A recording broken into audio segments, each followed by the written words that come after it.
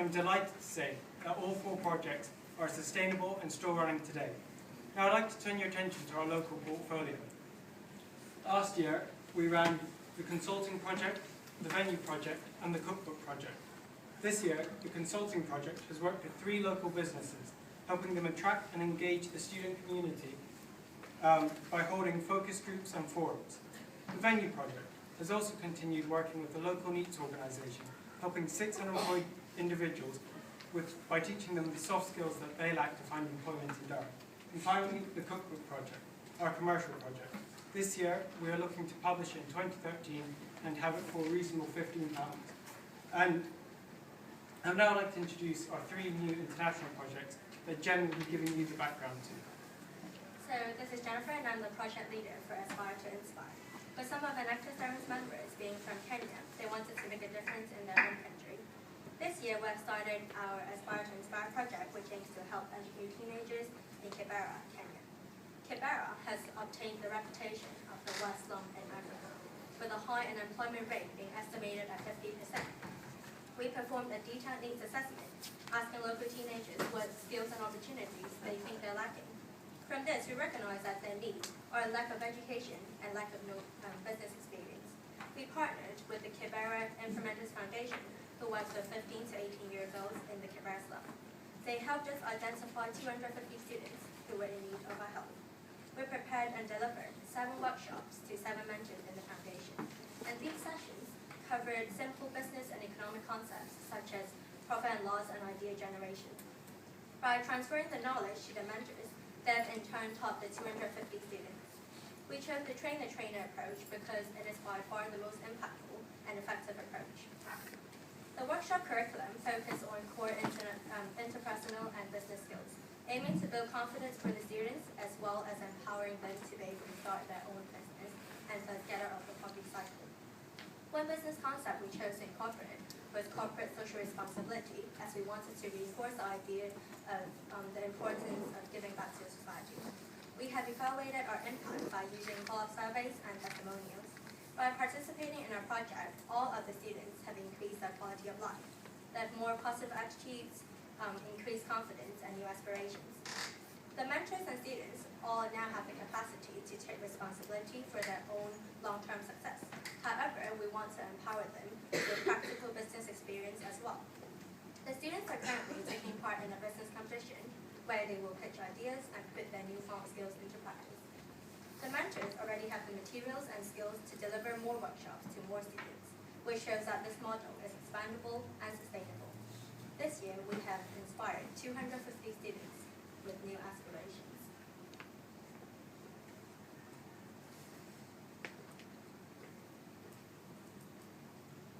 So before we present our other 2 international projects, I'd like to set the background by telling you about the key project started last year. The key project was our first ever international project based in Kibera. The project worked with unemployed youth, teaching them the business concepts and skills needed to run a laundry business in the slums. This empowered 7 of the youth in the project to start their own business. One of them, Wala, from Uganda, was so empowered that he decided to partner with us in another project that will be presented right now. Grassroots is our project based in the Bududa region of Uganda that aims to empower local people to prevent and recover from landslides. June 2012 saw the 3rd consecutive year of landslides, which buried 3 villages and killed over 300 people. In a region where 70% of the population survives on less than $1 a day, their capacity to cope is low. This year, by collaborating with Wala, we conducted a needs assessment by interviewing community members and surveying the local area. This is what we found.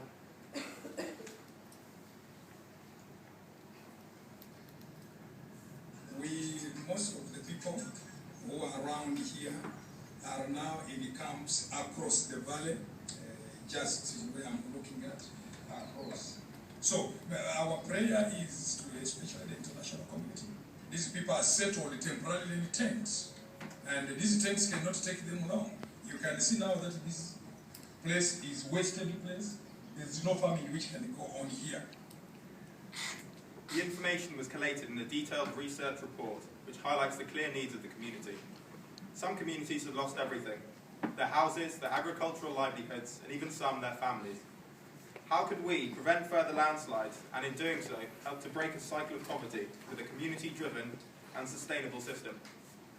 At Enactus Durham, we found an innovative solution: vetiver grass. Not only does it prevent landslides, but it also provides a foundation for future economic benefit that the people of Baduda can use for years to come. But what's so special about vetiver? After all, it's just grass, isn't it? Yes and no. Vetiver is a grass species with an expansive root system that promotes soil stabilisation by reducing erosion and removing excess moisture. Ultimately, this prevents the initiation of landslides. Vetiver is also drought, fire and frost resistant, and most importantly, has shown promising growth in the warm equatorial climates such as Uganda. We took the decision to partner with the Kenyan NGO, the Vetiver Network International. Through this partnership, we were able to gain access to the knowledge and skills and means of sourcing the vetiver grass. To ensure total sustainability, we collaborated with the village chief, who would help us better understand the attitude of the community and the project's social implications. In addition, we thought about the environmental implications of introducing a non-native species to the region. To ensure no environmental damage was caused, we contacted the Ugandan Agricultural Department, and with their approval, we obtained the first ever permit to import, plant and distribute vetiver grass in Uganda. This year we have collaborated with Vetiver International to create a detailed educational package which includes specific agricultural business concepts about planting and harvesting vetiver. All of this knowledge was transferred to our partners on the ground through a series of workshops, which up to date has engaged 12 farmers. We regularly Skyped Walla and the village leader to ensure the progress of this style of training. £900 was initially invested into the project, which gave the community the capacity to purchase and import 4,000 vetiver slips. The 12 farmers were empowered with the new techniques and knowledge to plant the grass shoots independently. Our nursery has now been established for 2 months, and the grass is becoming effective in the stabilisation of the soil.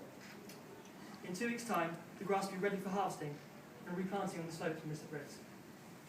In 2 weeks, we will have educated the farmers and the wide community in an innovative system that will significantly reduce the risk of landslides. To sustain the purchase and import of further shoots, there needs to be some kind of financial return from the project. We are taking an entrepreneurial approach, which in the next stage of the project will see us turn the grass into earning potential for the farmers. And in doing so, this will respond to their need of a steady income in the future. Once vetiver can be used for thatching, textiles and handicrafts. However, we have found that vetiver can also be used as a cooking fuel in clay ovens and, by the extraction of the essential oils, as an antibacterial sanitizer. The grass can be compacted by hand into fuel briquettes for cooking, which alleviates the pressure on the forest to supply wood as a fuel source. Alternatively, the essential oils can be easily processed from the harvested grass and combined with readily available materials to make soap. After the last landslide, cholera became prevalent and a lack of effective sanitation still remains.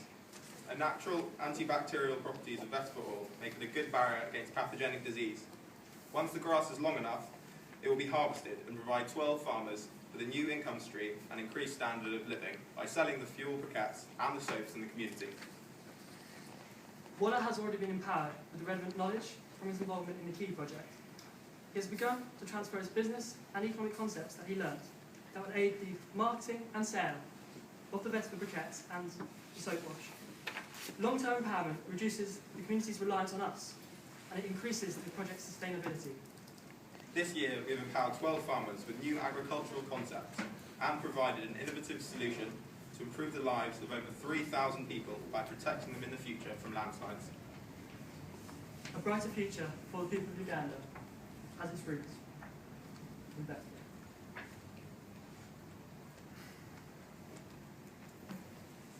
Following on from the Key project in the Kibera slum, we began to look into the possibility of another sustainable business venture in Kenya. This year, 6 of the men felt so empowered from the Key project that they wanted to tackle their own needs in the slum. Given the local knowledge and expertise the men had, we collaborated with them to look into some of the most pressing needs in the slum with the realistic potential for the setup of a new scheme that offered a viable solution. The men performed a needs assessment, which consisted of surveying and interviewing the local community. What they found was a severe lack of light in homes, schools and other establishments due to the reliance on paraffin lamps, which are toxic, expensive and environmentally damaging. We We then learned about the solar bottle product, which has successfully been used in the Philippines. This product drew our attention immediately, for it is cheap, easily implemented, and uses renewable energy from the sun. The product consists of recycled plastic bottles, which is filled with 10% bleach and 90% water, which are then installed into the rooftops of properties. When the sunlight passes through the liquid, a chemical reaction produced creates a glowing light, that equivalent to that of a 55-watt bulb. The project is run by a group of 6, which includes a team leader, 2 to install the bottles, and the others to oversee the day-to-day running of the project. We chose to train 3 of the men about the installation process, which involved using internet video examples and Skype calls to discuss the methods. Enactus Durham then began to work on the setting up this scheme to grow into a fully fledged business. The other 3 men were taught sound business and economic concepts, including the transfer of skills from the key project, such as bookkeeping, the recording of expenditure, keeping track of the number of bottles being installed, and keeping track of incoming orders. We provided a grant of £300 to the men, which has gone into the purchase of materials, paying rent, and holding marketing forums. We took an entrepreneurial approach to check the viability of the business model before launching the business. Firstly, we made a social consideration to understand the perceptions of the local community and its potential customers. We hosted 2 forums in which a number of people from the local community were invited and informed about the project. This allowed us to get interest from the public and see how they would feel about a product, which involved making structural changes to their homes. Secondly, we completed a pilot study where the men got to practice the installation process. The first bottles were tested in Kenya in September 2012 in a home in the Kibera slum, and were found to be both practical and realistic to implement in the context of the area. As such, this has confirmed that the business scheme was viable. After working through certain logistics and incorporating the cost of material, labor, and other consideration, the cost of each bottle was settled at £1, which translates into 135 Kenyan shillings. The breakdown of this includes 100 shillings going towards the cost of materials and 35 shillings going to it. Despite the relatively low profit margin per bottle, economic considerations of the target population required us to settle on a price reasonable for the socio-economically deprived communities. Another relevant economic concept we made was the requirement for a safe money transfer system. We collaborated with a law office in Nairobi to which the funds are sent and collected by one of the team members. This has made the transfer of money safer and easier to keep track of.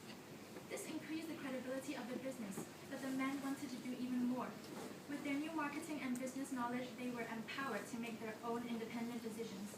They established a small office which acts as the headquarters for the business, and also created a website to advertise their services. To evaluate their progress, we asked for continual reports of how many bottles have been installed, accompanied by account statements, how much has been spent on purchasing the necessary materials. The quantitative results which have been achieved are the installation of 250 bottles to date. We recognize that solar bottle technology only works in daylight hours. However, once they are installed, they provide a completely free source of light. This means halving the household's reliance on paraffin lamps and giving them instant savings. This is sought to improve the community standard of living by saving families up to 300 shillings per week.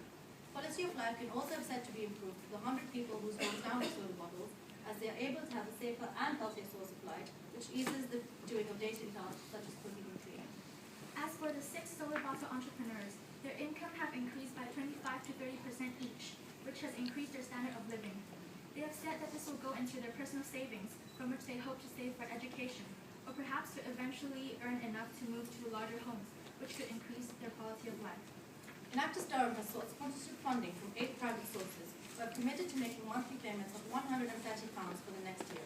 This has ensured a steady stream of business for the project, establishing a good foundation for its long-term sustainability.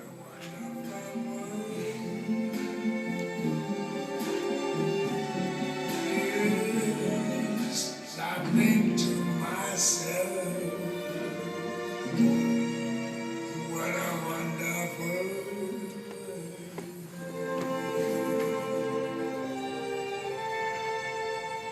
world.